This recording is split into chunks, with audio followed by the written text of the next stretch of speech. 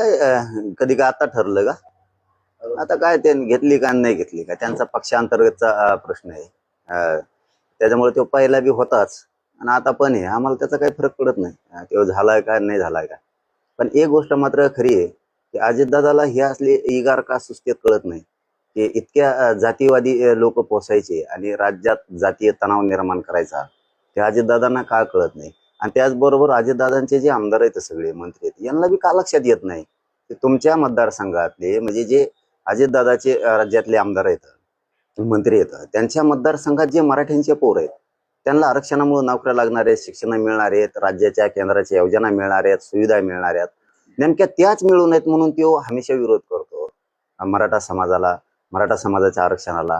हे जातीवादी लोक पोसायचं हा काय प्रकार आहे अजितदादाचा. कारण तुम्हाला याच्यातलं सांगतो की अजितदादांना याचे खूप मोठे परिणामाला सामोरं जावं लागणार आहे. अजितदादा प्रत्येक वेळेस प्रचंड मोठी चूक करतायत. कारण याला मंत्रिपद दिलं म्हणून म्हणत नाहीत आम्ही, कारण हे जातीवादी असणारे लोक पोसायचं काम कोण करतंय तर फक्त अजितदादा. का करतायत हे कळत नाही.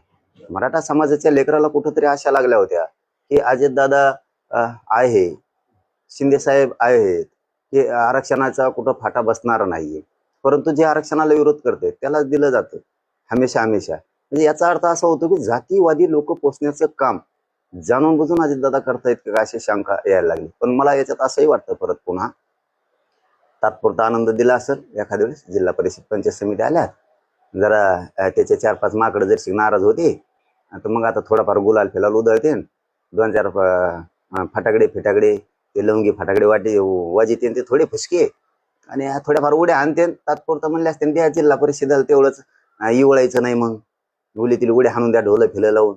मला वाटतं ते तात्पुरता आनंद असेल त्याचा, घे म्हणा, काय फरक पडत नाही त्यांनी. आणि तो किती असला आम्हाला काय फरक पडत नाही. पण मराठ्यांना मात्र सांगतो जर असं होणार असलं हमेशा हमेशा मराठा आरक्षणाचे मारेकरी अजितदादा करून जाणीवपूर्वक घेतले जाणार असले, जाती जातीच्या गुंडाच्या टोळ्या चालवणाऱ्यांना मुद्दाम मंत्रिपद अजितदादाकडून दिले जात असतील, बळ दिलं असतील, तर मराठ्यांना सुद्धा या पुढच्या काळात एकजूट राहावं लागणार आहे सगळ्या पक्षातल्या.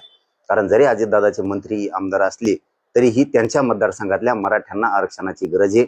आमदाराच्या पोरापुरीला सुद्धा गरज आहे, मंत्र्याच्या पोरापुरीला गरज आहे, शिक्षकाचे आहे, बिल्डर कॉन्ट्रॅक्टरचे आहे, व्यावसायिकांच्या पोरापुरींना गरज आहे, शिक्षकांच्या पोरापुरींना गरज आहे, म्हणजे कोणी शेतकरी मराठा असू दे त्याचाही गरज आहे. ते अजितदादा जाणून बुजून असं का करतायत हा प्रश्न निर्माण होतोय. पण मला याच्यातून 100% वाटतं की ह्यो छगन भुजबळला काय दिलंय म्हणता आता तुम्ही याला तात्पुरतं नादी लावलं दिसतंय चॉकलेट बहुतेक.